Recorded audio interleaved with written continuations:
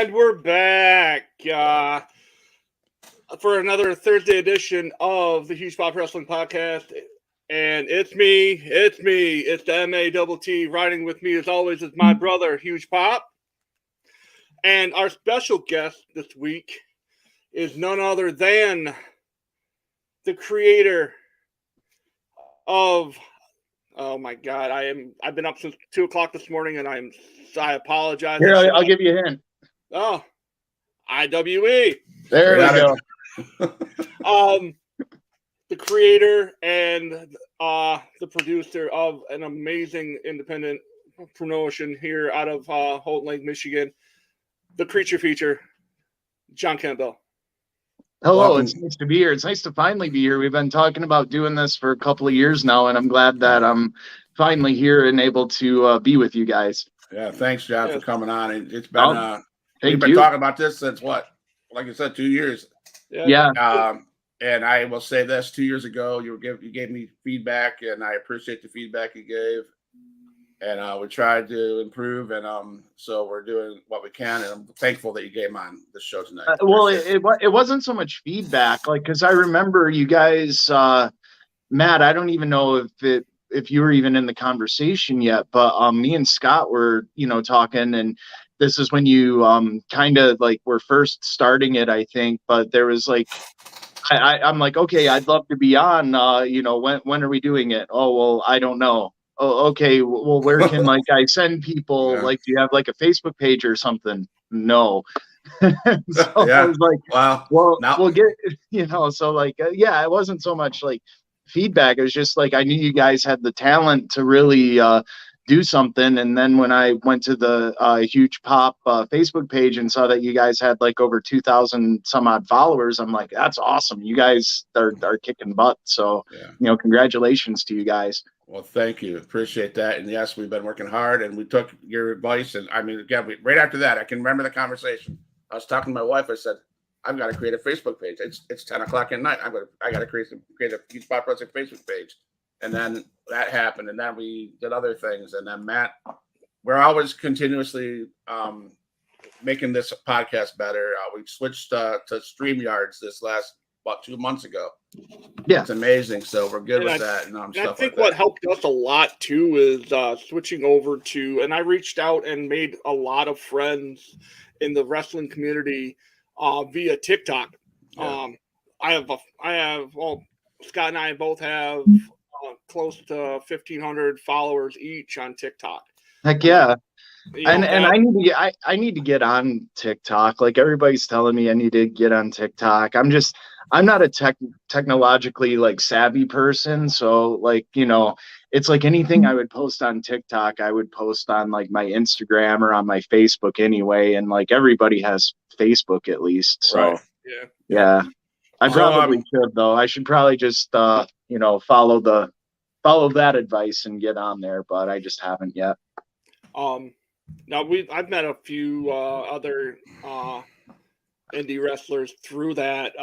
There's a guy that wrestles out of Tennessee. His name's Backwoods Butcher, and he does a lot of good stuff.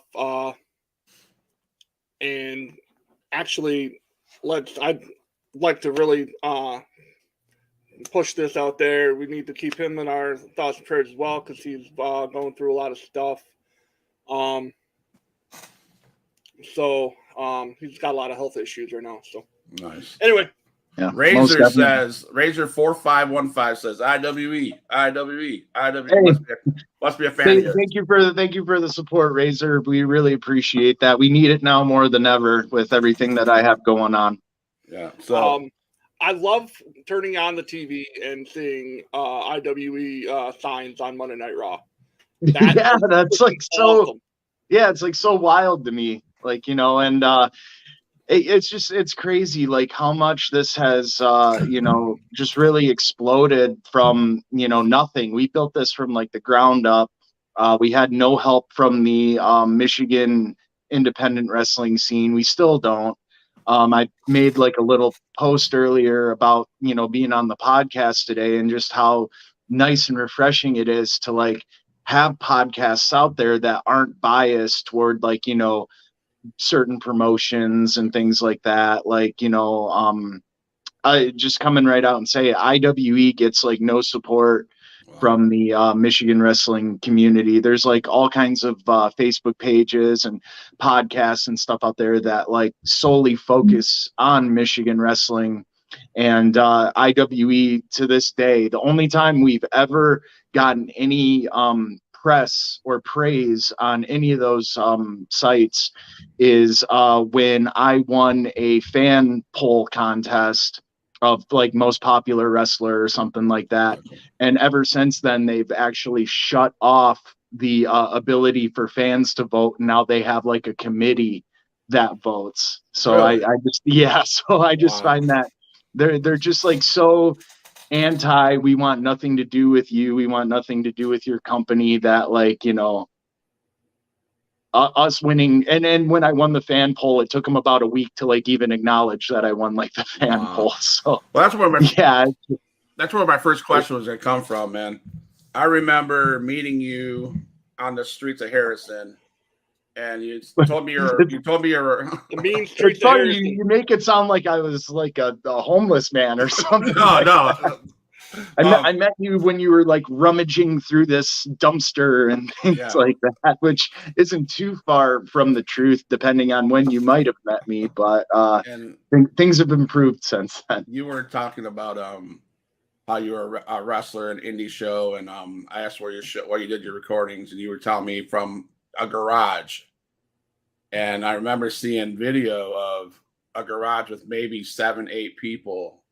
That would include the cameraman, That would include and probably the wrestlers and the referee too. And to me that was awesome to see have a promotion in my own hometown in a garage. It seemed cool, and I kept on asking you, hey, how do I see your stuff? And you would say, we do it this day, and we produce it, put it on like a channel out of Mount Pleasant or something like that. Like Mac TV. IWE is still on Mac TV, and it was through those relationships that I built like way back then that IWE is like able to actually be on actual TV. We're one of like the few indie shows that's on actual TV and not just like streaming and things like that. And that was the question was, how has it evolved from the garage to the youth center that you guys, by the way, that's amazing stuff that you guys do. You have your show in the what's that? Artesia Youth Center. That's great. So has it evolved? How it's gotten bigger size? Yeah, sure. But how's it evolved? How's IWE evolved? I mean, comparing like those days to what we do now is like completely night and day. And any promoter out there will tell you that promoting is just a lot of trial and error. It's a lot of like, do this, see if it works. If it works, keep on doing it. If it doesn't work, go back to the drawing board. And so it was a lot of trial and error. It was a lot of, being told no.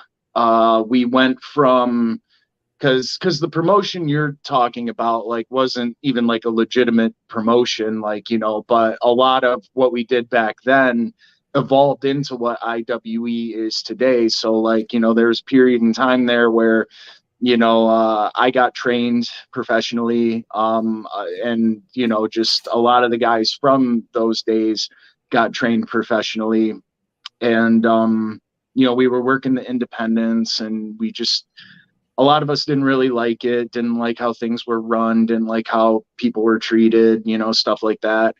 And then it was at the tail end of 2013. My friend Dennis, who's the co-founder with me of IWE, we were just sitting around talking if we had a promotion, we'd do it this way. Yeah, if we had a promotion, we'd do it this way. Just kind of common sense things that a lot of these people don't pick up on, because it's really, they're so far in the wrestling bubble that they don't ever want to think outside the box and do things that will, get new eyes on the product. And finally, Dennis was like, well, why don't we just start a promotion? And we kind of just laid the groundwork that night. We started off in the studio at Mac TV. We had a much smaller ring, And it was very much akin to like the old National Wrestling Alliance show, or even like NWA Power now, where it was, you know, shot in a studio, very small studio, but still a studio. And then from there, it evolved into like, we need a bigger building. And luckily, we found the Artesia Youth Center, who, you know, understood, they got it, they knew what we were trying to do, they knew what we were, you know, really trying to strive for, and they've helped us out like every step of the way. Without them, I don't know if we'd even be around. That's awesome. That's awesome. Yeah, they're some of the greatest people like I've ever met in my life. Matt. So, going back to your youth, or what was your favorite wrestling promotion growing up? What'd you watch? I mean, I was a WWF kid, you know, like really early on. But then, you know, just it didn't stay that way for long. And I'm talking like little kid, like, you know, 4, 5, 6 years old, like, you know, just I kind of became enamored with what I thought was like real life superheroes. You know what I mean? Like when you're a kid, you kind of gravitate toward different things. And like I was a big like superhero fan until I saw wrestling. And I saw guys like, you know, Hulk Hogan. And I saw guys like Ultimate Warrior, these like larger than life guys who looked like real life superheroes. You know what I mean? And so as a kid, that really I really gravitated toward that. And then you know, I eventually found like WCW a little bit later on, like still pre-Nitro era and everything like that. And like, you know, Sting was kind of, you know, everything a kid would want in a wrestler, you know what I mean? So I became like a really big Sting fan. And you know, but I loved wrestling, and I would, you know, just consume anything and everything about wrestling that I could. I'd read the magazines, and that's how I found out about ECW. And I remember somebody telling me like, oh yeah, ECW is like on where you live. It was a buddy of mine who was like kind of a little more in the know. This was like 97, I think. So like, you know, still very infancy of the internet. And he was like, you know, just kind of getting into like that internet fandom. And he's like, yeah, ECW's on like where you live. It's on Pass Sports. Yes. And yeah, and so like it was like Saturday nights at like 1 a.m. or something like that. You know, I stayed up and just ECW was like the craziest thing I'd ever seen up until that point. The very first episode I saw was like WrestlePalooza 97, the night where Tommy Dreamer beat Raven, the lights go out, and then Jerry Lawler's like in the arena, you know, and that was like kind of the start of like the WWF versus ECW. Wow, Scott, are you okay? I'm fine. Sorry. I know. Is this like your way of saying like wrap it up? You're kind No, of not at all. This is interesting because I had. Well, I'm like kind of going through my life story. Matt was just like, "Did you watch wrestling when you grew up?" I could have just said yes, and we could have moved on. That's good stuff. No, the good stuff. Well, anyway, like, you know, through ECW, because ECW was like the first time you kind of saw regular people in the ring. You know what I mean? Like, you know, the Sandman looked nothing like Lex Luger. You know what I mean? Tommy Dreamer looked nothing like the Ultimate Warrior, but these guys were still going out kicking ass and, you know, doing all these awesome things.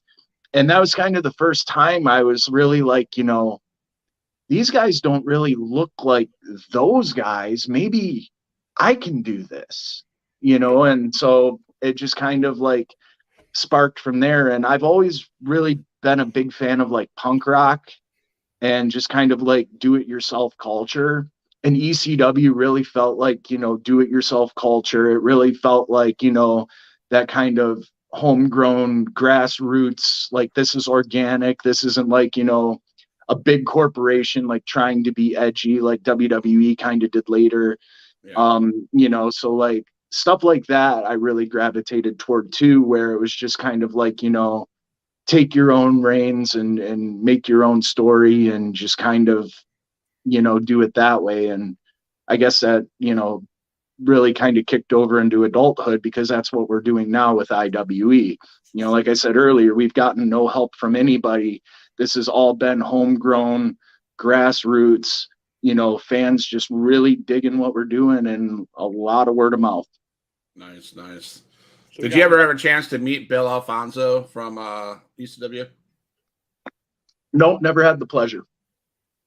He showed up at a indie promotion down here, XIW in Florida, Okay. and he was a special guest referee. So Very real cool. great guy, real great guy. So Matt, I met like a few ECW guys. Never Fonzie though. I would like to. He seems like a riot. yeah, he was. So obviously, even now, I'm assuming that you watched other product outside of IWE. To be honest, I don't. Really? Yeah, I really don't. Like, okay, so you know, especially now with all like my health issues and everything like that, you know, I really just try to stick to like stuff I know and stuff that like I don't know if it's like a nostalgia thing or if it's you know, just me kind of being like, you know, getting older and you know, back in my day kind of things, but like you know, it's always been a case of like I know what I like, and so I'll keep going back to like the things that I like. Okay. And I know I should like give other things a chance and stuff like that. And like I've tried in the past, but like I don't know, just something's missing to me. Like I don't see, you know, the only one I can really think of off the top of my head is probably Danhausen. But like I really miss the over the top characters. I really miss like, you know, just the yeah, just kind of like the, you know, I'm almost like cheesy in a way aspect of pro wrestling, you know, where it's like so over the top and it's so ludicrous at times. But to me, that's what was entertaining. Me and my wife, we like binged watched the old 80s Glow not too long ago. And like I turned to Laura and I'm like, you know, the inside the ring stuff might not be like the best, but everything else is like, this is everything I love about pro wrestling. You know, you have like a tag team where like one's coming out with like a chainsaw, the other one's coming out with like a, you know, blowtorch, and they're gonna like, you know, light the referee on fire, you know, but not really. And then like, you know, you had the baby faces on the other side, like, you know, one's like a, you know, gymnast and the other one's like, you know, just dressed in like all America stuff. And it's just like, it's so over the top, but it's like so entertaining. And nowadays, like everybody just wants to be so serious, and like life's serious enough, you know, take me out of that. Take me somewhere where I can like, you know, forget about that crap for a while. Right. I think he'd really enjoy Orange Cassidy. Yeah, he's another one. He's another one. And a lot of people like, you know, they don't like his thing he does where like he like softly kicks the guy in the shins or whatever. That's his best gimmick. That's his best gimmick. The whole yeah, and like I don't find it music. Yeah, and like I don't find it offensive or anything like that, but like some just old school wrestlers who just don't get it because they're just so like in the bubble and won't ever think outside the box. You know, they would scream blasphemy at that, you know, you're telling everybody it's fake. And it's like, guess what, guys? It pretty much is, you know, like a lot of the stuff we do hurts. Don't get me wrong. We're not really fighting out there, but like, you know, unless they're like a little kid, I really doubt anybody these days thinks wrestling's a shoot, you know? So get over it, entertain people. And if you can like take people out of that, and I guess there's a argument for that too, where like, you know, they can no longer suspend their disbelief because of, you know, certain things. But it's like, you know, I'll watch an Arnold movie and I know like Arnold really didn't, you know, rip somebody's, you know, arm off or something like that. You know, I'll watch a Friday the 13th movie. I know Jason really didn't decapitate that person, but you know, you're suspended in your disbelief. Yeah. Or you're suspending your disbelief.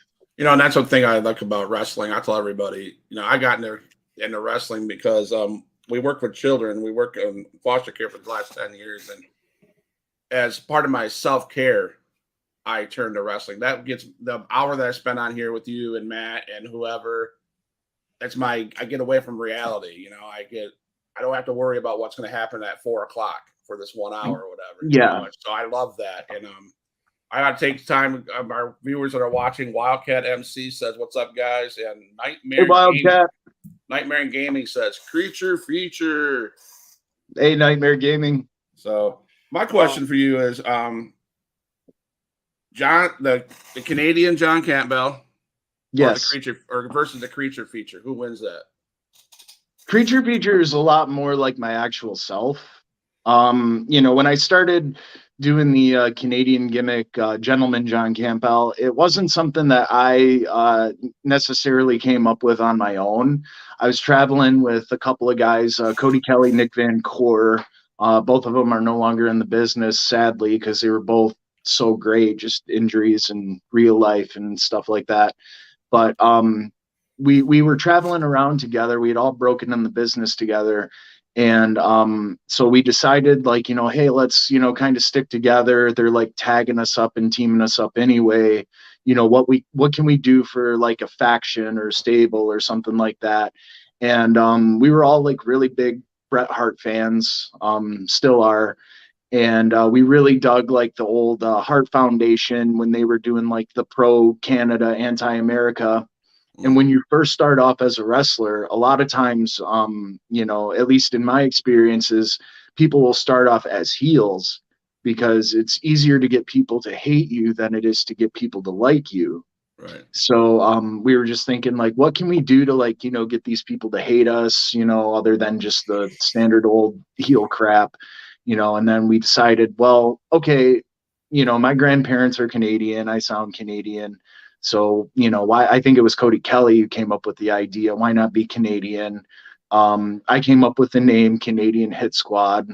And but the thing about us was we all had different and distinct personalities, like within the gimmick. We weren't just like three Canadian guys. It's like, we all three had different personalities. We all just happened to be Canadian, in storyline. So like I was kind of like a full of myself, like male gigolo stripper kind of thing for a minute. Kind of like MJF, right? Something like that. Yeah, I'd like wear a fur coat and I'd have like a little hand mirror and I'd always be looking at myself in the mirror. Cody, he was kind of like the Canadian Vader. He was just like the big powerhouse guy in like a red and black singlet that could, just get in there and beat everybody up. And then Nick Van Core, he was a little more of like the old school, sneaky heel. Like he'd be the guy who would like, pass you the brass knuckles when the referee's not looking, and, or like, somebody distracts the ref and he comes and chokes the guy on the rope, like little things like that. So, it was all very unique. And it wasn't just one dimensional. And that was something that I really did like about it.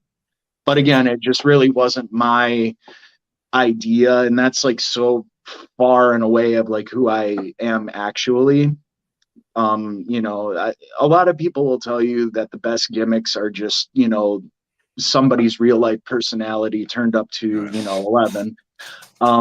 But don't discount the chance to like step outside of yourself and be somebody different for a while, because that's a lot of fun too. Okay. Well, that kind of segues into what I had was, if you could pick, what do you enjoy more, playing a heel or a babyface? I like being a babyface more, just because, like, and this is just me being me, just the person that I am. I grew up like bullied and getting picked on and stuff like that. Right. And so like, even though it's like, work, and even though it's, it is what it is, I find it like really hard just for myself to like be mean to people. You know what I mean? Like I just, something inside of me, like, even when I try to be mean to people, it kind of comes off forced, I think, or I'm really forcing myself to do it. So like, just for that pure aspect, I like being babyface, just because, I'd rather be nice to people than mean to people. Okay. My next question, what was it like going through your the ROH tryout at the dojo there. Like, what was that like? What was that process like? It was fun, but I mean, I felt like I wasn't on my game that day, and I feel like, just I could have done some things differently, and I could have done some things better. Like there was a match where okay, so here's kind of I'll take you through like the entire day. We get there, we meet everybody, of course, the coaches, like you had Daniel, Christopher Daniels, Brutal Bob Evans, Delirious, of course, Delirious, he was like the booker. Gosh, who else? Punishment Martinez, he's in WWE now. I just don't remember his name. Like it might have. Damian Priest. What was that? Damian Priest. Yep. Okay. Yeah, he was there. Prince Nana was there, if you remember him from like the early ROH days. Sumi Siaki was there. She's like a long time ROH mainstay. I think she was like the ROH women's champion, like the first one. Who else? Mark Briscoe was there, but then Jay Briscoe popped in a little bit later, and RIP to him because he just passed away the other day, and it's really sad. Yeah. So we meet everybody. There might have been other people there, but I don't remember off the top of my head because it's been a while now. So like the first thing, it was basically just like, hey, we're gonna throw you in the deep end of the pool and see if you can swim. So it was kind of like, all right, we need 2 volunteers to get up in the ring. One of you is a heel, one of you is a baby face, and just do it on the fly and go. And so I was like the first one to raise my hand. I got in there. Gosh, I think he's either in AEW now or he's been in AEW. But he's this really big guy. Like his name back then was like Freak Beast, but it's like something else now, and I feel bad that I don't remember. But like we were the first ones to raise our hands. We got in there. I thought we did like a good job considering, like, hey, how you doing? Hey, how you doing? And then the bell rings, and so then me and Jacob Braun, IWE guy, former IWE guy, me and him got up in the ring. And this is one of the best compliments to this day I think I've ever gotten was he had me, I forget what it was, but Braun had me in like some sort of hold, right? And they were doing the gimmick where the referee raises the hand. Well, the referee raises my hand once and I put it down, and then he calls for the bell. And everybody thought that I was like legitimately hurt. And so Chris Daniels is like, whoa, are you okay? And I'm like, yeah, I'm fine. He's like, wow, you're really good at selling. So if not for anything, Chris Daniels thinks I'm a pretty good at selling. So yeah, but then we got, I got put into like this tag match. We had about 5 minutes to like put everything over, or to go over everything. And like the one guy, it's like a unique idea for a gimmick, but not in a tag match. Like the one guy played like his own manager, which is kind of like a cool idea. But like, so it was like he'd be half on the floor, like doing the manager thing, but then like he'd then get back up on the apron and like and he had like different stuff he'd like put on and take off to distinguish whether he was the manager, whether he was the wrestler. But it wasn't like a tag match wasn't the best environment for that. And I thought the tag match kind of blew chunks. I'm probably being a little hard on myself, but and then they took everybody, because there was 2 groups, group 1 and group 2. I was in group 1. So they took us then to like kind of a back area where we worked on promos and did like a promo kind of workshop. And so like what we do is we had like, X amount of time to like come up with a promo. We had to, hit our time cues like that because, TV based product, if you only have 30 seconds, you only have 30 seconds. And so we had to put together a 30-second promo to like explain who we are, put ourselves over, things like that. And then like the ROH guys would give us a critique. And so I did my promo. I got some pretty good feedback on it. And then like that night when I got to like the hotel room, I looked, they actually put part of my promo on like their Instagram feed. Nice. Like like the story where you tap up on the profile picture and it'll go through like different things, and like they put part of my promo up there, which was like so cool that they liked it that much. But yeah, just looking back on it, I could have been, and this might just be me being like a big critic of myself, but I could have been in better shape, I think. Mentally, I could have been better. Like I kind of was in my head a lot for like some of the stuff and second guessing myself, especially in that tag match. But I mean, overall, it was a great time. It was a great experience. Couldn't have asked for better coaches for sure. And got a lot of good feedback and some different things that I still do to this day in the ring. Nice. As a talent, performer, wrestler, athlete, how important is it for you and other wrestlers to interact with the crowd, not only in the matches, but after the matches at the merch tables? It's very important. Like during your matches, like this is the big secret that like it's so easy, it's so crystal clear to me, but I don't know how like other wrestlers don't get it. The fans want to be just as much a part of your match as you are, so like, interacting with them like during the match is like, key. It's necessary. The more you interact with them, the more noise they're going to make. The more noise they make, the harder you're going to work to keep them making noise, and if not for nothing, like, okay, a spot that I like to do is I'll take, like a bigger guy or something. I'll find like a 3-year-old or like a 4-year-old, like in the crowd, like a little kid, and I'll have the little kid chop like the big guy, because like, what's the harm in that? But then the guy will like sell like he, just got hit with a baseball bat. And that's something that kid will probably remember for the rest of his life. Right. And then maybe one day he takes his kids to a wrestling show and says like, I went to one of these like smaller shows when I was a kid and like this happened. And, and maybe they can like, bond and share that experience, with their kids, and then their kids will take their kids to wrestling shows, and stuff like that is how the business, keeps going. The better you are to the fans, the better the fans are going to be to you. Right. I always tell people I'm a regular guy. I just have kind of a cool side job, a cool side hustle.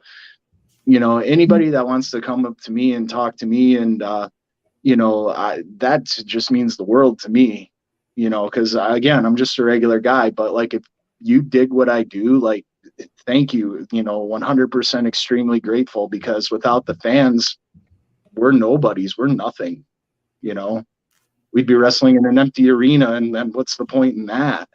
Right.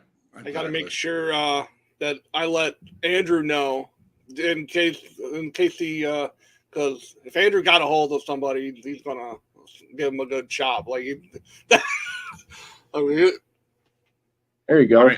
Johnny Gage is on the stream. He says, more noise we make, more likely we spend the money at the merch tables. So, well, and like I was on a another, it was a lot less formal than this. It was just me and a friend of mine just kind of shooting the breeze last night on a video like this. But I was telling them last night, and it still rings true to me. Like, if people want to buy like my merch, like that's to me the coolest thing ever. I'm not Michael Jordan. I'm not like a famous athlete. So like, the fact that somebody wants to take their hard-earned money, especially in 2023 when it's hard to make a dollar, people take their hard-earned money and they like what you do so much that they want to like, wear your name on them. Like, just, that's the coolest feeling to me. And a lot of guys, I think, guys and girls lose sight of that. They lose sight that we're privileged to be in this position. Nobody owes us a thing. And if somebody goes out of their way to spend money on you, you treat them like gold because they deserve it. Right. So, when you're not like working out, or in the ring just beating people up, what are your hobbies? Like, what do you play? Video games? Do you cook? Like, well, right now, and I don't know if we wanted to like really go into this, but right now I'm injured. And so like, there's no wrestling for me. I haven't wrestled since October. I have hip surgery in March. But before that, working out was like my thing. Like that was the thing that kept me sane. That was the thing that kept me grounded every single day, 7 days a week. I'd wake up, I'd go to the gym, and then after the gym was done, I'd start my day, whether that's like going to work or, doing something with my wife. But like, I always had that consistency in, just going to the gym. Like, when I was growing up and I was like a teenager, I was pushing like 400 pounds. I was a big kid. And not like football player, like athletic build. I was like, I sat around, played video games and ate pizza, all day. And so I graduated. And when I finally graduated, I was like, you know what, enough of this. I can't live like this anymore. I think I was like pre-diabetic or something like that. And I started going to the gym. And I just made that a big part of my life. And off and on, I've been lifting weights and working out like since 2005, like little kind of on and offs here and there, but nothing to the extent of this where like now I can't even go to the gym. It's been like 3 months, but so going to the gym was like the big thing. Other than that, like I really, really like horror movies. Big into horror movies, just big fan of movies in general. I like to kind of look at movies and dissect them and try to find like, especially like kind of more out there movies, like stuff like Eraserhead, for example, or just kind of out there movies where like if you look at them on the surface level, you're not going to know what it means, but then you try to like start peeling back the layers to like figure it all out. And I always try to like approach pro wrestling that way too. Like why did this person make you react to this way emotionally? Why did doing this way, like, keep the pace of the movie going smoother? So then you can apply that to like how you book your shows and things like that. So so I love doing stuff like that and just kind of like maybe over analyzing a lot of stuff. I'm the same with like music, especially like deeply kind of layered out there music that like nobody else in the world would ever listen to but me, because I'm trying to find like what's the meaning behind it. You know what I mean? And then sometimes the meaning is just like these guys can't play. So we got someone in the comments. You want to read the question, Scott? Or yes, as someone who works for promoters in the ring crew and on the merch stands, what's your thoughts on newer guys that don't feel they don't have to pay their dues and help out? Okay, so like a lot of that I think goes back to like whoever might have trained them. Like it was instilled into me and still to this day, like, not so much now because of my injury and like I can't really lift heavy or do anything without hurting myself. I'm pretty much on crutches when I'm, upright. But I'm always helping with the ring. I'm always helping with the stage. I'm always helping over at like we call it the AV area, where we have like our music and like all of our video setups and commentary and stuff like that. Always making sure that like that works tip top shape, so like I think that just goes back to, their trainers not instilling that work ethic into them. Like I think, newer people, if you take them aside and tell them, hey, like, especially in IWE, because we try to, have everybody set up, everybody tear down. Obviously that doesn't happen sometimes, and then there's issues that can come from that. But for the most part, we always try to instill like, hey, everybody helps out one way or another. Everybody, if there's enough people on the ring, then go help with the stage. If there's enough people on the stage, go set up chairs. Like if there's enough people on that, like, make sure that, because Laura, she runs like all the merch and everything. Like she, has help, but, she's kind of like the epicenter of that, so go see if Laura needs anything. Laura being my wife. And also the host of Battlezone TV, Lethal Laura Lee. So, there's just always something to do. And the people that like kind of stand around and don't help, I think if you just like ask them to, or like, point them in the right direction, 9 times out of 10, they'll do it. Right. The ones that don't, or the ones that feel like, they're above that, like, I don't think they need to be, there anyway. And we try to keep it that way in IWE. Sometimes problems arise, but we're pretty good at fixing it. So Cool. Thanks. So you mentioned that you're a horror movie fan. yes. And I know you're, like you said, you like the B movies. You like the what's your all-time top 5 horror films? Ooh. I hate getting this question because it's so hard. Just right off the top of my head, just firing right away. I'm going to say Evil Dead 2, Dawn of the Dead, Return of the Living Dead, Friday the 13th, Part 5, and Reanimator. And that was just like, hey, off the top of my head, like if I had the choice, what would I like watch right now? Okay.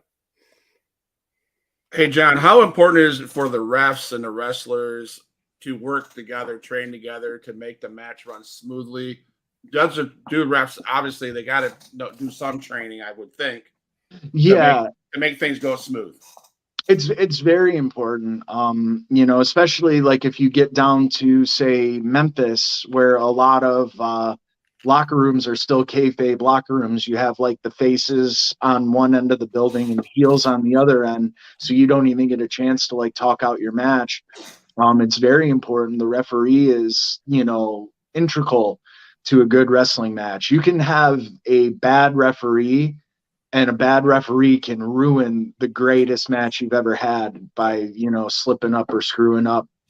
So it's very important that they train alongside the wrestlers, especially because a time's going to come where the referee's going to have to take a bump. Same thing with a manager. You have to be able to like, at least take the moves or take a bump, or, know how to take, just certain things, how to protect yourself, how to protect the other person doing something to you. And so, yeah, it's very important. It's very integral. And honestly, a lot of pro wrestlers start off as referees.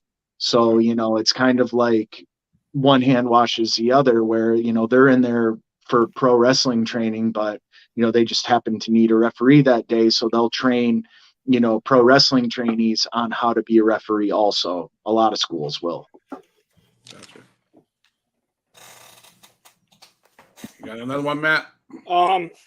Okay. Here is the hard-hitting question. Okay.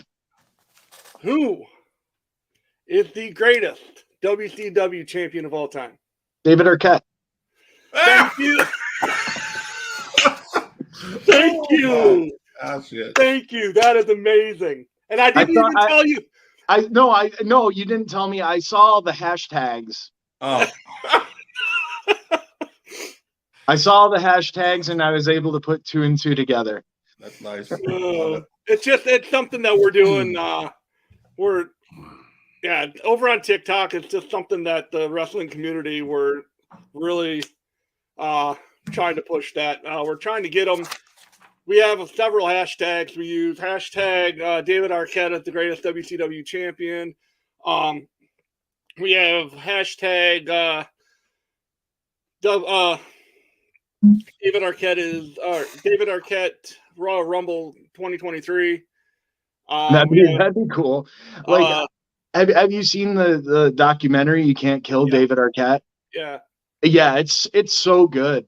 It's like so good. And you had and nobody I think ever had an idea of like how much he kind of struggled with that, and like everybody like just kind of making fun of that, like basically ever since it happened, so yeah, I'm very pro David Arquette.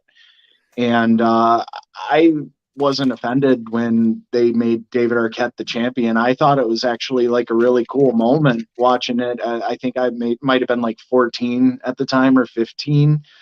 But I remember watching it like as it happened, and I'm like, wow, that's really cool, because like you can tell he like, was genuinely having like a really good time. And it's not like he went out there and Goldberged anything, you know what I mean? He wasn't like squashing people, and yeah, I found it entertaining. I like the thing. There's an angle, I think you can find it on YouTube. It's like David Arquette and his wife Courtney Cox at the time, and who is like the guy? Have you ever seen like I think it's like 10,000 Miles to Graceland or something like that? Kurt Russell. It's Kurt Russell. So like Kurt Russell walks up to like David Arquette and Courtney Cox because they're on like a movie set for that movie, and David Arquette's like, "Hey, I'm the WCW champion," and like Kurt Russell just like kind of laughs at him, is like, "Yeah, right." And then like Kurt Russell walks off, and like David Arquette grabs a chair like he's gonna go after him, and Courtney's like, "David, you're not a wrestler," and it's just like, they're in on the joke, you know what I mean? They're in on the whole thing. Like it's like, yeah, everybody knows David Arquette's like not a wrestler, not a world champion, you know what I mean? But like it's entertaining, it's fun. A lot of people are just so against pro wrestling being fun for some reason. He that documentary that they did about that whole situation with him and Nick Gage goes, I damn near killed David Arquette. Yeah, I remember when that happened. I'm like, I didn't have that on my bingo card. Right. I'm thinking to myself, like, no matter what happens in the world, like after this, it's like nothing will surprise me anymore. Nothing. Because who would ever thought, like, not only is Nick Gage and David Arquette having a death match, but then like David Arquette almost dies and then like freaks out and tries to like, shoot on Nick Gage. Like, what kind of a world are we living in? Like, who made that up? Who wrote that? Right. I love all the vignettes during it, during that whole thing, where he's training in the streets. Where he's just doing like pop-up matches in the middle of like downtown Memphis or something like that. Just randomly. Yeah, and that's the thing. Like he put in the work. He put in a lot of work to become a wrestler and to like, I guess, kind of absolve himself, because he like, it just seemed to me like he really kind of felt guilty about a lot of it. And so it was like almost like purging himself of that in a way by working hard to like, I guess in his mind have the privilege to like step in the ring, Yeah. Right. As we were preparing for this, John, and I thought about, if you ever hit your thumb with a hammer because you missed a nail or whatever, or something, cut your hand, or when you're trying to cut a piece of meat or whatever. Yeah. All those accidents that happen that result in injuries, and we talk about your injury and stuff, and you see, and I thought about, okay, chair shots and table shots, et cetera, et cetera. My question is, where'd it go? Is there freak accidents, even though you train so hard and practice that chair shot? Is there still freak accidents that happen that cause these injuries, and what can you do to avoid those from not going forward? All the time. Like, wrestling's rough. Wrestling's really rough. I've been fortunate that because my injury, like a lot of it was from wear and tear wrestling, but a lot of it also just had to do with like I had a deformed hip from birth that I didn't know about. My hip never really sat right in the socket. But you know, like I've been very fortunate that I've never been seriously injured, and there have been some close calls. You know, I was in a match where, you know, like something didn't go right, and you know, the person I was working with like ended up kind of like falling on top of me, and they fell on top of my head and kind of crunched everything like in my neck. And you know, I got a really bad concussion from that. And the doctor said like, because at the time I was like, you know, just trying to build like these monster like trap muscles like Goldberg, you know what I mean? And the doctor was like, if your trap muscles weren't as big as they were, you'd probably have a broken neck, like most likely. Well, So, you know, like just some close calls like that. I broke my hand like many, many years ago. I broke some bones in my foot, I think. And I say I think, but because like at the time I didn't have insurance or anything, so I never went to the hospital. But like for a while, my foot was like purple and swollen and hurt, and then like it finally just kind of subsided and went away. Um, but yeah, just you know, like anything can happen. You know, you fall, you know, the wrong way, like, you know, you can be paralyzed, you know, like freak accidents happen all the time. You know, like I would say that D'Lo Brown is like a world-class wrestler, and it's like a 1 in a million thing that it even happened with him in the ring. But like D'Lo Brown and draws, you know, like it was just freak accident. Nobody bro. yeah. It was a freak accident. Nobody knows how it happened. So then you add like chairs and tables and things like that, you know, inanimate objects that aren't going to know, you know, hey, I'm supposed to break this way, or I'm supposed to bend this way, you know, kind of things. Like, you know, I've been put through tables where like, you know, the landing and everything was fine, but then like, you know, the wood from the table ended up cutting my leg, you know, so like I had to get that all cleaned out and everything. And, you know, chair shots are just, you know, those are what they are. I think with what we know with concussions and stuff like that, you know, people are more apt to like put that hand up and protect themselves, where, you know, kind of back in the day, if you put your hand up, you know, they might look down on you, and they would wear like, you know, I took that unprotected chair shot with like a badge of honor and stuff like that. But we didn't know what concussions, the long-term effects were back then either. So, you know, I just think that safety, in most aspects, safety is really a big thing. But then there's like other aspects where I think safety could be, you know, better. Like, you know, you know, like we have a doctor like on the IWE staff, you know, he's one of our referees. And so like, you know, I think like a doctor should be on hand at like all wrestling events just in case. You know, I think that you know, especially the guys that like do death matches and stuff like that, they should produce blood work to make sure that they're not like spreading anything. You know, there was like a big rumor going around not too long ago about like, you know, some guys having like hepatitis and stuff like that and bleeding all over people. And, you know, like nothing ever came of it. It was just kind of like somebody trolling people and stuff. But like that is a very serious allegation. And I think, you know, the more you really think about it, the more that these precautions should be taken. But it's just kind of like, you know, hey, you know, just take my word for it type of thing. Some people might not even know they have it. Gotcha. I got about 2 or 3 more questions, quick questions. You got any, want me to go with mine, Matt, or do you want to go? Yeah, go ahead, because my last couple things are going to be probably what ends the show. Perfect. All right, and I'll try to keep them short. Just, you know, you're good. I got a lot to say. Okay, so all right, so we see Monday Night Raw, we see SmackDown, we see AEW, we see TNA or Impact, we see ROH. They all have week to week, they have shows, and every week, you know, all you got to do is flip on to the end of this or during the show, and there's all these storylines that they build up week to week to week, the WrestleMania to Royal Rumble, wherever. Sure. In the indies, it's different because, I mean, down here, especially XIW and Extreme Impact Wrestling does a show every other month. And I know you guys, I think, go every month or every other month as well. Yeah. How do you guys in the indies keep the storylines going, storytelling, or is there no storytelling?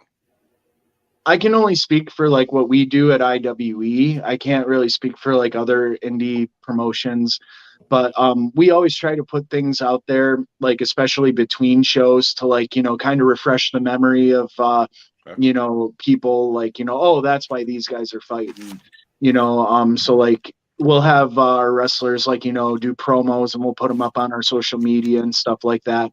And then like at the shows we can have, you know, this is just an example, but like, you know, we'll have you know, a heel come out, cut a promo, babyface comes out, cuts them off, you know, they go back and forth a little bit on the mic, and then, you know, hey, now the match is made, you know. So now like everybody in attendance and everybody who watches the video later will now understand, oh, that's why these two are fighting, that's why these two are in a feud, you know, et cetera, et cetera.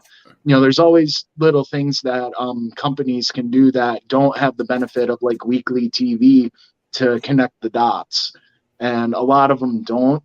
You know, I don't know whether it's like just from, you know, lack of like, you know, I don't want to say caring, but maybe they don't think like it's important. But you know, the ones that do, you know, they're the ones who, you know, kind of see like, you know, the substantial growth. You know, somebody sees like a promo online, they might not even know what IWE is, but somebody shares it and then they watch it and they're like, oh, that sounds interesting, that looks really interesting, I might go to that, you know. Okay.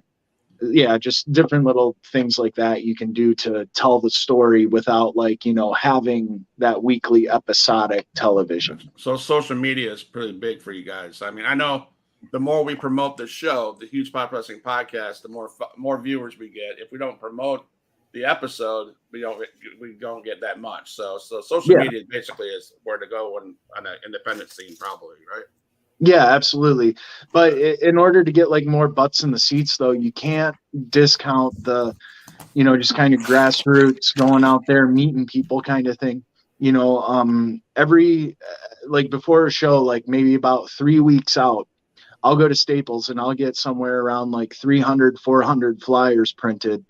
Okay. And me and, you know, my wife will just end up, you know, hitting the towns. You know, we'll go anywhere and everywhere that'll put up a poster. You know, we'll talk to people, you know, hey, this wrestling show's coming up. You know, you happen to have some on you and you see somebody wearing a wrestling shirt. Hey, are you from around here? I see you like wrestling. Come check out this local show. You know what I mean? There's always little things that, you know, you can do as a promoter, especially with like a live event. But it could just be like a time factor. It could be, you know, I don't know. I'm always trying to look for excuses of why other people don't do these things, but they don't. You know, they just try to rely on social media, and you can't just rely on social media alone. How important are wrestling seminars to you guys? And should fans try to get into one? We've done a couple. We've done one with Congo Kong, and we've done one with Brutal Bob Evans, who was my one of the coaches at the ROH seminar. And you know, they're important in a way where, like, you know, you're going to learn different things that you might not have learned otherwise.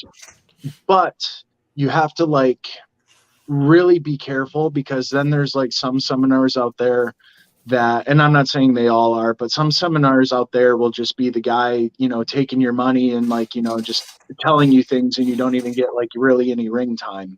Okay. You know, the best seminars are the ones where you're going to like get in the ring and be evaluated, and then they can tell you what to work on and different stuff like that, or they can teach you new things. Congo Kong taught me how to drop kick. You know, I'd been in the business, I think like 13, 14 years at that point. And I'm like, I suck at drop kicks. And he's like, well, then I'm going to teach you how to drop kick, you know? So he did that like in our seminar, and he's like a big guy. He's like, you know, 450-pound guy. Wow. And yeah, so like, you know, he taught me, he's like showed me like kind of a big man's way to do it, you know. So it's always just little things like you might not know, you know, before you go in there, but you're glad you do when you leave. Okay, one last question. You failed to answer this question last night because I watched your little interview with your friend. Oh, okay. So I asked the question. He asked the question. You kind of failed to answer the question. You kind of joked and smirked. So Okay. I'm going to answer the question. Okay. First of all, do you design your own merch? But that comes into this. Why do you keep Frankenbucket around? Is your gimmick strictly for the kids or it's just Frankenbucket. Can't we just toss him to the curb, or what are we going to do with them going forward in 2023? Well, Frankenbucket, like to be completely honest, like, Frankenbucket's just, something that I started doing because Al Snow was like one of my mentors. And I just thought like, wow, there's like so much you can do with this, especially if you're going to like, be a crazy person, like, and kind of have that as part of your gimmick, like what if you had a manager that like only you could hear? What if, you're talking to like this inanimate object and it just somehow becomes part of like, your match or, your story or things like that. Frankenbucket right now is the president of Imperial Wrestling Entertainment because the president before, Rick Green, and this is all storyline wise, he had to step down, and he legit had to step away from wrestling for like a little bit due to some health things. So like he put me in charge as the president, but I only just wanted to wrestle. I didn't want that responsibility. So I gave it to Frankenbucket. And now Frankenbucket's the one who makes all the wonderful matches that you see every time on Imperial Wrestling Entertainment. So, but the reason why I started doing that is just because I thought it'd be a lot of fun. It'd be fun to do something like that. It's not strictly for the kids because, adults like the candy that I throw out too. But Frankenbucket gets his own chance. The fans chant Frankenbucket. Yeah. Like every single match. Like Frankenbucket's like more over than some wrestlers. It's insane. And he has his own merch, and I think I said it last night. He's the one who gets the check, and then I just give a cut of it. So, no, John, to piggyback off that real quick. Okay. Is there a possibility we see a heel turn, you turning on Frankenbucket? Not anytime soon, and there's a reason for this too. Like people don't understand when you run the company and you're the one out like making deals with people and getting sponsors and stuff like that, you know what I mean? Like they see you and they might not understand like the person you are is different than what you may portray on camera. So like say like a sponsor's interested in sponsoring the show, and then they see, oh, that was the guy that I was talking to, and he's a real prick. I don't want to do business with them. And believe it or not, that does happen. Oh, wow. So business wise, that's why like Creature Feature hasn't turned heel yet. But also too, like there have been fans who like somebody like posted that on the Facebook page, like saying like, we want to see, or I want to see a heel Creature Feature. And like about 10-15 fans got on there and literally said like, we will stop coming and we will stop taking our children if Creature Feature turns heel, because our kids love him so much. You know what I mean? So it's like, well, awesome. Business wise, that's not good either, because that's like, a whole family now that's not going to come to the show. So don't think we can really do that either. We're not like a big conglomerate like WCW was, where if Hogan turns heel, it's not going to really hurt their bottom line. But like we, especially now, we need every ticket that we can sold. We need every butt we can in the seats, because with me not being able to work and me and my wife being the ones who fund IWE, we can't have any bad shows or bad turnouts, or else like we might not be running for a while. And that's just the truth. So that's a big reason why you won't really see a heel Creature Feature anytime soon, at least in IWE. Maybe if I get the gumption and I want to start traveling again to like other promotions and stuff like that, possibly. But as far as like IWE goes, not anytime soon. Well, on my part, John, much respect to you. Thank you for answering the questions I have. I'll say that Absolutely. Again at the end, but I appreciate you coming on. So I'm going to turn it over to Matt. Absolutely. Thank you, Scott. No problem. I have 4 names, and I'm just going to rapid fire. Just say them, and what the first thing that comes to your mind when I say these names, and if you have a short little story to tell, go for it. Number one. I don't have any short stories. You should know that by now. Number one, the Road Dog, Jesse James. Very entertaining, lots of fun. Was fun to wrestle. Al Snow. Same. My mentor for like a while. I would always hit him up and pick his brain. I was able to, have the privilege to like, even travel with him on the road for like a little bit from, when he was doing shows in Indiana, and we would drive him up to Michigan. So, he'd be able to wrestle here the next day. That way he didn't have to like rent a car or anything. Great guy. Smartest about the business that I've ever met. Okay. Hacksaw Jim Duggan. Very, very entertaining personality in the locker room, complete sweetheart. Imagine like the most wholesome, like you would want this guy to like be your dad, or you would want this guy to be, if you're like a younger fan, you would want this guy to be like your grandfather, like just one of the sweetest people I ever met. And the last one, I've heard this story before, but I love when you talk about him. When you met Hot Rod Roddy Piper. If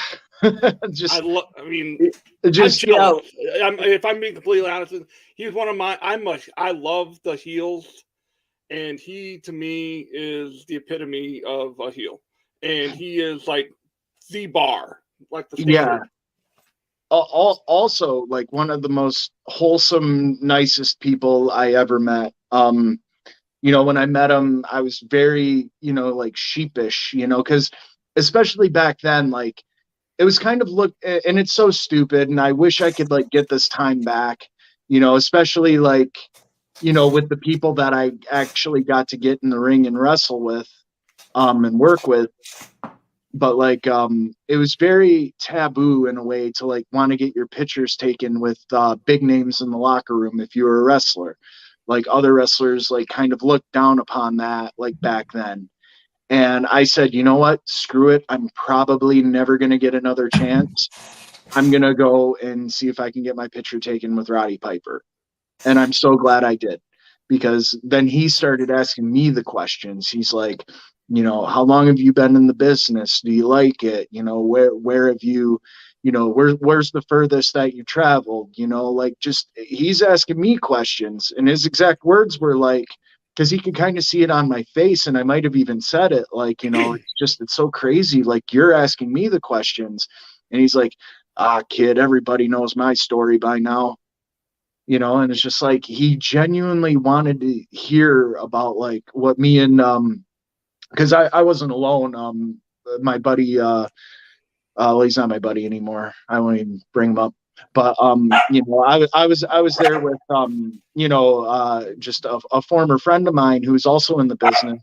We were just helping out, and so like I'm glad that we got to have that time with him, because a couple years later he passed away. So. It's just one of those moments in time, like you'll never get back, but like you're so glad you have. Okay, my last thing. If you can call one guy out in the business today, who would it be, and what would you say? This is your chance to cut a promo on anybody in the business. It's your chance to drop a pipe bomb if you'd like. I mean, there's a lot of people I want to say a lot of things to, but I keep my mouth shut because then you're just kind of sinking down to their level, But a work promo. This isn't a shoot promo. This is a work promo. So no, I know. I'm just throwing that out there. There's a lot of people I owe some receipts to. Let's put it that way. A lot of people I wouldn't mind having on the underside of my car. All right, so put me on the spot. I mean, I would have to go with probably like the biggest name in the business right now, which would be Roman Reigns, right? Okay. So, he's the champion, yeah? WWE Yeah. champion. Yeah. So Roman Reigns, this is going to go one of two ways. One, we're going to get in the ring, and I'm going to beat you. Not because I'm more technically skilled than you, not because, I'm a better wrestler than you, because let's face it, I'm not. I'm not a wrestler. I'm a brawler. I get in there, I beat people up, and I win by any means necessary. So whether I have to claw, whether I have to bite, whether I have to scratch, whether I have to take an eyeball out or two, Roman Reigns, I want this more than you. You've been on top for a long time now, and that means you've gotten comfortable. And you don't see the lion coming up the other side of the mountain, ready to take what you have. So Roman Reigns, WrestleMania, all eyes on the two of us. I will welcome you to my nightmare. There we go. Awesome. Good job. Good job. There we go. That's good. So, That whole thing will be ridiculous now, though, if he's not the champion. Like I said, I haven't watched WWE. No, he is. Okay, I was gonna say I haven't watched WWE in like a long time, but I try to keep up with like, the goings on of like AEW, WWE, things like that. Like kind of the big things. So if he wasn't the champion, though, I would have been all right. Scratch that and just replace it with whoever's the champion. Nice. So there's a thing that I've been doing to end every show. It is 100% gimmick, but it's me trying to push to get a certain somebody to come on the show and acknowledge the Huge Pop Wrestling Podcast. Sure. And it is a horrible, horrible, horrible imitation of said person. Okay. So, should I go ahead and do it, or? Yeah, for sure. Sure. He just cut a promo, bro. Okay. Well, that's going to be awful. It's awful. It's not gonna be awful. No. All right. Listen, whether you think you can or whether you think you can't, you're correct. Weighing in tonight at 236 and a quarter pound, hailing from Green Bay, Wisconsin, Mr. Anderson. Wait for it. Anderson. He's an awesome dude too. I was on a show with him in Chicago, like way back in the day, like 10 years ago or so. Like, really cool dude, really nice guy. I've been texting him back and forth, trying to get him on the show. He's crazy busy. He's running his own gym training facility, like his own school. Yeah. And he's traveling all over the place this time of year, going to conventions and that kind of stuff. So he actually reached out to me and he asked me to send him a link to our show. So hopefully he'll catch it and heck yeah. See this? The pretend this isn't a cap to my bottle. Pretend these are names, and I'm gonna drop some names. So I don't know why I did that. That was like so lame and not even funny. If you do get them on though, I don't remember if it was Anderson's truck or if it was ODB's truck, but one of them had like a pickup truck with like a weird kind of side compartment. And I remember like just sort of like, okay, I couldn't say I was hanging out with them, but I was like standing by them while they were hanging out. Like, Nice. I don't know. I was talking to them or everything, but they probably kind of saw me as more of a nuisance. But ask them about that because, yeah, there was like a side compartment in the trunk that one of them had just filled to like, to where you could barely even shut the thing with beer. And I saw them probably drink like, I don't know, at least like 12 beers like between them that night. You know, obviously after their match and stuff. This was like after the show, but yeah, ask one of them about that, because I always thought like that side compartment was like really cool. I hadn't seen anything like that. Maybe they're like standard and I just don't know. But they filled theirs with beer. Nice. So this is Huge Pop Wrestling Podcast. If you're not watching us on Huge Pop Wrestling Podcast, what's wrong with you? We have John Campbell here, Creature Feature. Yeah, we're gonna Matt, kill you. my brother MATT. And we do this podcast. Why, Matt? Because we're casual. We're better than you, and you know it. I'm not better than anybody. And you know it. Not me. yeah. Thank you guys. Hey, hang out. We're John. all on the same level, if you ask me. Thank you. Thanks for coming on the show, John. Hang out in the lobbies. I'm going to end this broadcast, and I want to ask you a couple questions. So, Yeah, absolutely. all right, You can, thanks, ask him, man. you can ask him now if you want. That's all right. I'll ask him over there. All right. All right. Thanks, guys, for watching. Thanks for the fan support. Thanks, John. We love you guys. Yeah, thank you. We'll See have to you do this again. Absolutely.